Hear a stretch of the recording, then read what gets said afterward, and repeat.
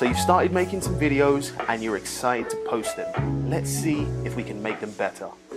What's up YouTube, it's Justin. Now, if you're like me, you love making videos and every video you make is a chance to get better. So in today's video, I'm gonna be sharing my tips that have helped me turn my videos into meh, to, you know what, those are all right.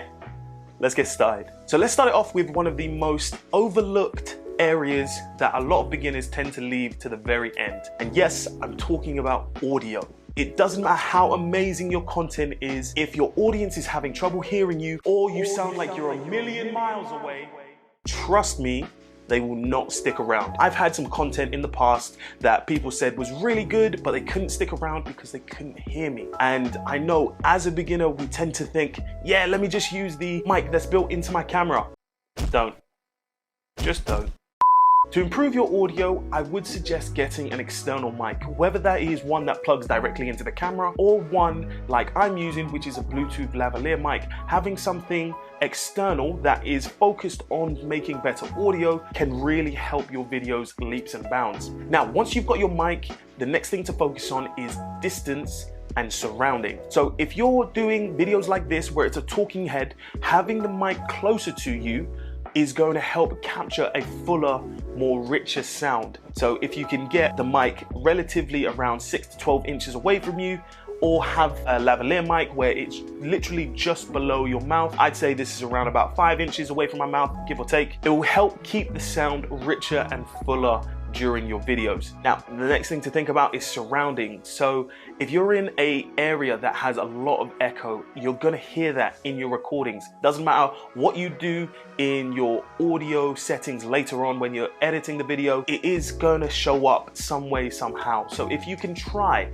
and get into a space that hasn't got a lot of echo or is very well carpeted, or if you've even got blankets, some people even use blankets and pillows on the floor when they're recording, just so the sound has something to absorb into, so it's not bouncing all over the place. For me, I prefer lavalier mics because they are a lot more convenient for what I do. Whether I'm vlogging or just doing these kind of talking head pieces, I can move around freely knowing that the audio is going to be fine and I don't need to worry about cables or distance from the mic. The mic is always going to be picking up my voice no matter how far I am away from the camera. Next up, after audio, the next most important thing that a lot of beginners tend to leave to the end is about lighting. I've mentioned about lighting and how important it is in some of my other videos, but I thought it'd be easier to go in a bit more depth in this video. Now, lighting of any kind, doesn't matter what kind of lighting it is, can easily add to the production value of your videos, no matter if you're filming at home or out and about. So let's say you're outside and the sun is shining down. Now, instead of being directly in the sunlight, find somewhere that's a little more shaded for you to take advantage of. This will add a layer of depth to your video, and because you've got that softer light, it will add a bit of dynamic to it as well. If you're going to be filming inside and you don't plan to use window light, then I would suggest jumping on Facebook or Amazon to grab yourself a set of studio lights or even a ring light. Once you've got your light, then you need to think about diffusing it. Now, when I say diffusing, I mean to make it softer.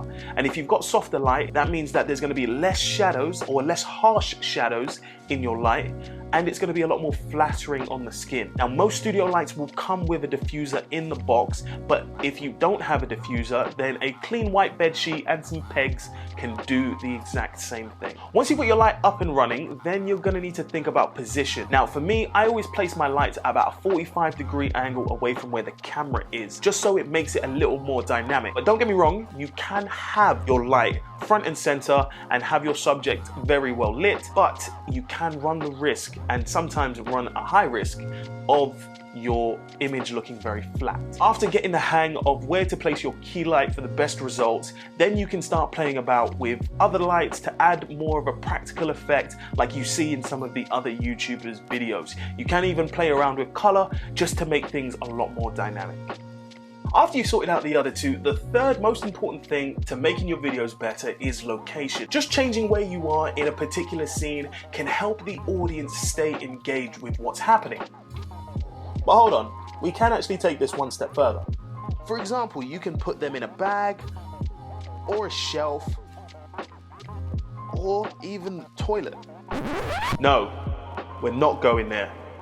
adding a new location or new perspective can help drive your story forward and also make sure your viewers don't get bored. All throughout this video and the videos of your favorite YouTubers, you're gonna see both A-roll and B-roll. Now, what's gonna help you make your videos 100 times better is adding meaningful B-roll. And when I say meaningful, I mean adding footage that's gonna add value to what you're saying. So for example, if you're talking about your new favorite book and you love this book and you want the audience to know how much you love it, show footage of the book itself, show footage of you reading the book. That will help enhance what you're saying. Using B-roll allows your audience to be more immersed in what you're saying by seeing it for themselves. Plus, you can also use B-roll to advance the story forward. So for example, in my most recent vlog, I had a piece of footage that showed me working that helped show the passing of time from scene to scene. Now, if you haven't seen that video, it's the first link just below the like button or popping out in the card right now. Planning, scripting, and filming are all really important components when building your story, but tying it all together is where you can really bring your story to life.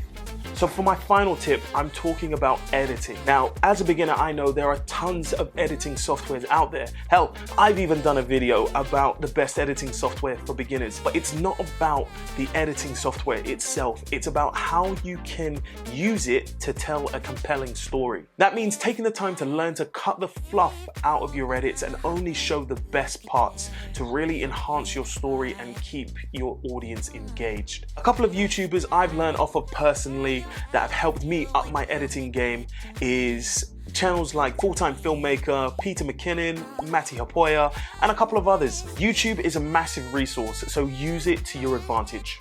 So there we have it, team. That is my list of tips that have helped me make my videos 100 times better, and I hope they can do the same for you guys as well. Let me know in the comment section below which tip you're going to be using right away to make your videos look sharp. But if you did like the video, let me know by pressing the like button, and if you haven't already, hit the subscribe button and the notification bell so you can join the team so you know when I upload my next video. But I've said it before and I'll say it again, and I'm gonna keep saying it. I appreciate your time, and I'll catch you in the next one. Peace.